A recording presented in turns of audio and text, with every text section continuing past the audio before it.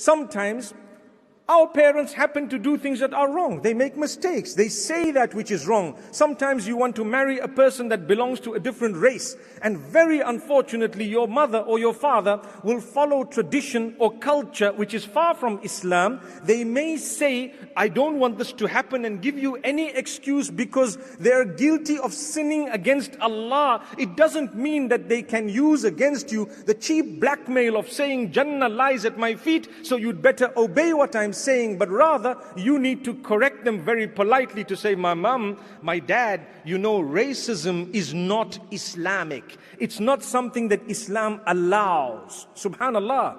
So it doesn't mean they should use the statement that Allah has made in the Quran to blackmail you and I to believe something un-Islamic or to do something that is not from Islam, but rather we will correct them very politely and remind them. And this is why those of us who are parents here and those who may hear this later on, please understand your duty and your responsibility unto Allah. Never use these statements to force your children to do things that are ridiculous, that are unacceptable, that are fulfilling your own whims and fancies, because trust me, you need Jannah as a parent as much as your children would need Jannah.